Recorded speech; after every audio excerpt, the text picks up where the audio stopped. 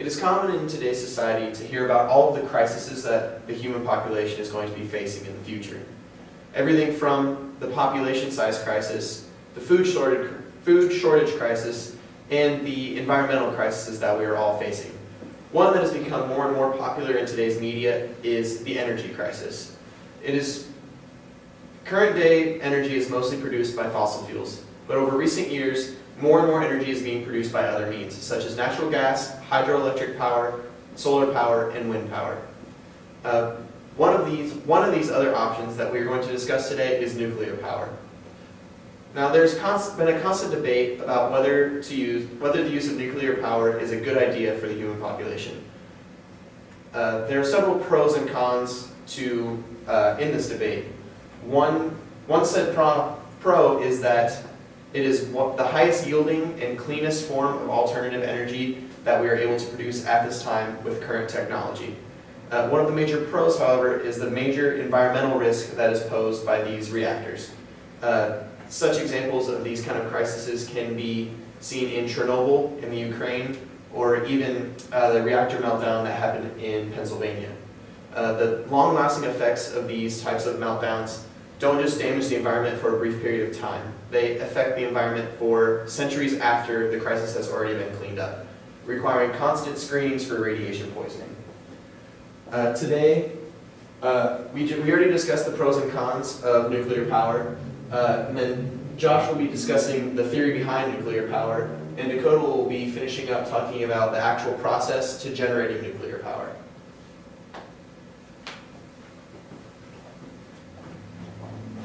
At its core, nuclear reactors are powered by nuclear fission. Nuclear fission, on the surface, can be very simple, but when you go in depth, can be very complex. To start off, nuclear fission uses heavier elements such as uranium and plutonium. These heavier elements have big nucleuses, which means the energy holding them together is very weak. Once they're hit with something such as a fast-moving neutron, these elements can split apart.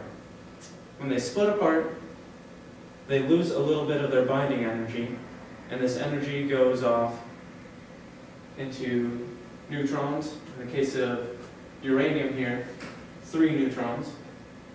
Then also radiation, namely gamma radiation.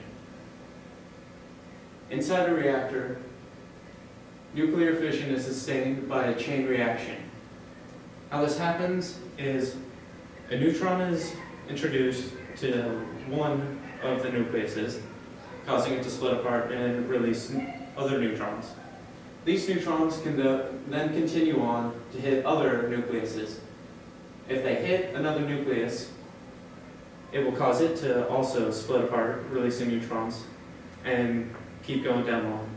The neutron can also go out and hit unfissile elements, which will basically just produce heat along with the gamma radiation.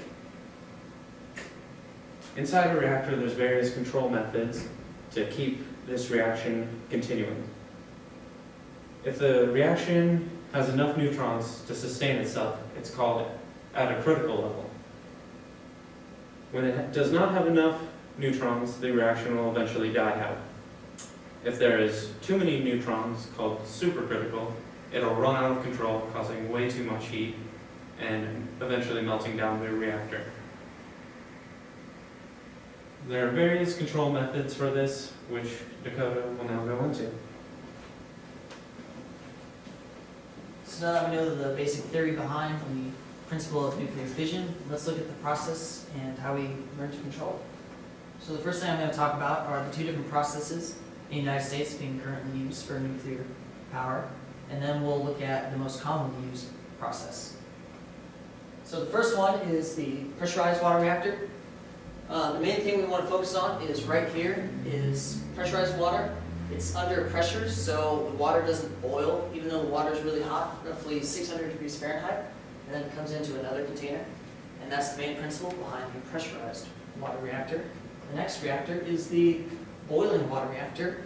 And this one's different because it takes the cool water that's been condensed, it goes through the reactor, and then it turns into steam in the reactor, and then the steam is used to generate electricity, which is much more inefficient than a pressurized reactor. So the first step, and the first thing that we need to know about the process is the fuel. So the fuel pellet, it's a very small pellet, about a couple inches in length, about an inch and a half in diameter, and this one tiny little fuel pellet has enough energy as 1 ton of coal, which is a huge reason of why it is so high in energy density. These little tiny fuel pellets are put into fuel rods. These fuel rods are roughly 12 feet in length. The fuel rods are put into fuel bundles, and then the fuel bundles are loaded into the reactor. The next step in the process is where it generates steam. So this is pressurized water that is 600 degrees Fahrenheit, not boiling, and it's constantly being cycled. It comes into this unpressurized container where it boils this water. Because this water is unpressurized, it is allowed to boil, and then the steam comes into the turbine, and then it comes back, and the process repeats. So the electricity generation, this is where the steam hits the turbine, and then the turbine turns the generator. So inside the generator, there are permanent magnets, and these permanent magnets rotate. And as they rotate, they pass really close next to these coils that are at different degrees on the outside of the generator shell. And the rotating magnets induce an electrical voltage in the coils, and then the coils, since they're set at different degrees, they create different phases of AC power, and that's how we get our 3-phase AC power. So the next thing, the final step, is the cooling process. Now, when most people see these big stacks, and they see the clouds, smoke coming out, the common misconception is that it's pollution.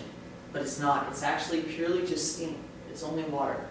On the inside of these, towards the middle or the bottom, there's hundreds of shower heads, basically, and they spray the hot water from this coming from the turbine. It's condensed in steam, but they spray it into the bottom of the turbine, the tower, which you can see here, which is the water falling, and then coming out the top is the steam, and that is the most efficient way to cool the water.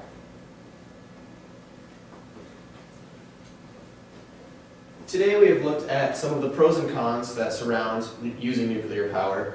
We have discussed the theory behind nuclear power, and we have discussed the process of how nuclear power is generated.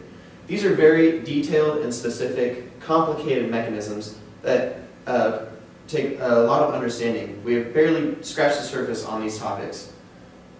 Nuclear power is often considered to be the future of clean energy production that is going to help bring enough energy to power the constantly growing population. There's a lot of research and advancements being made in nuclear power generation that will make it a much safer process and hopefully reduce some of the cons that are associated with it. These advancements are mostly in regards to how to handle the nuclear waste, radioactive waste, and to make the reactors more safe and sustainable so as to prevent any more catastrophic events like those that have already been experienced around the world. Nuclear power is our best chance at generating enough power for the growing population and is definitely something that the world needs to consider more often. Thank you.